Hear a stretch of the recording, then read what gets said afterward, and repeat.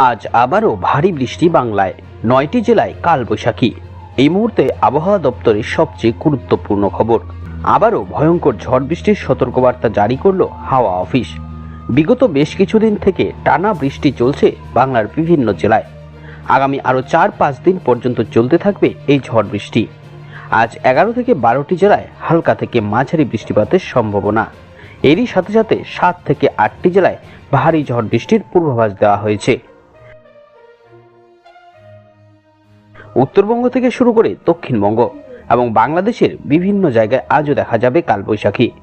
তো চলুন এবার বিস্তারিতভাবে দেখে নেওয়া যাক কোন কোন জেলায় শুরু বৃষ্টিপাত, বাকি জেলাগুলোতে কবে হবে, কোথায় কোথায় হবে বজ্রসহ শিলাবৃষ্টি, আর কোথায় হালকা থেকে মাঝারি বৃষ্টিপাত, কোথায় হবে ভারী বৃষ্টিপাত। এই নিয়ে ঠিক কি বলছে আবহাওয়া দপ্তর, সমস্তটাই দেখে নেব এই ভিডিওতে। তাই এই সম্বন্ধে ভালোভাবে জানতে আপনারা ভিডিওটিকে অবশ্যই শেষ পর্যন্ত দেখুন। আর আপনি বর্তমানে কোন জেলা থেকে এই ভিডিওটি দেখছেন, সেখানকার আবহাওয়া আজ কেমন রয়েছে তা অবশ্যই একবার কমেন্ট করে জানিয়ে দেবেন। আবহাওয়া দপ্তর সূত্রে জানা গেছে, বিহার ঝাড়খণ্ডের কাছে যে গভীর নিম্নচাপ অক্ষরেখা তৈরি হয়েছে তার প্রভাব পড়ছে বাংলায়। নতুন করে আরও জলীয় বাষ্প প্রবেশ করছে বঙ্গে, যার অভাবে এতদিন বৃষ্টি হচ্ছিল না। বর্তমানে সেই জলীয় বাষ্প যথেষ্ট পরিমাণে রয়েছে বাংলার উপর, যার ফলস্বরূপ নিয়মিতই ঝড় বৃষ্টি দেখা যাচ্ছে। প্রথমেই চোখ রাখবো উত্তরবঙ্গের দিকে। উত্তরবঙ্গে আবহাওয়ায় বড়সড় পরিবর্তন এসেছে। এখানকার বিভিন্ন জেলায় আজও আকাশ অনেকাংশেই মেঘলা রয়েছে। হিমালয় সংলগ্ন 3টি জেলাতে সন্ধ্যায় বৃষ্টিপাতের সতর্কবার্তা জারি করা হয়েছে। তবে নিচের দিকের জেলাগুলোতে তুলনামূলকভাবে বৃষ্টি একটু বেশিই হবে। দক্ষিণবঙ্গের বেশিরভাগ জেলাতে আজ ঝড় বৃষ্টির সতর্কবার্তা জারি হয়েছে।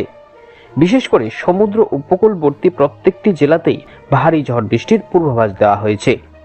8টি জেলাতে এই ঝড় বৃষ্টির কথা জানিয়েছে আবহাওয়া দপ্তর। তবে মধ্যবঙ্গের জেলাগুলোর ক্ষেত্রে ঝড় বৃষ্টির পরিমাণ তুলনামূলকভাবে কম হবে। অন্যদিকে বাংলাদেশের বিভিন্ন জেলাতেও বিগত এই কয়েকদিনে নিয়মিতই বৃষ্টি দেখা যাচ্ছে, যা আজও বজায় থাকবে বলে জানা যাচ্ছে। বিশেষত পশ্চিমের দিকের জেলা এবং উপজেলার ক্ষেত্রে আজও ভারী ঝড় বৃষ্টির সতর্কবার্তা দেওয়া হয়েছে। এদিকে আসাম সহ উত্তর পূর্ব ভারতেও নিয়মিত বৃষ্টি হচ্ছে বেশ কয়েকদিন থেকে। তবে আজ থেকে এখানে বৃষ্টিপাতের পরিমাণ অনেকটাই কমবে বলে জানা যাচ্ছে। তো পরবর্তীতে আবহাওয়া নিয়ে নতুন আর কি আপডেট আসছে, সেই আপডেট সবার আগে আমরা আপনাদের কাছে পৌঁছে দেব। আবহাওয়া নিয়ে নিয়মিত আপডেট সবার আগে পেতে চ্যানেলটিকে তাই এখনই আপনারা সাবস্ক্রাইব করে রাখুন।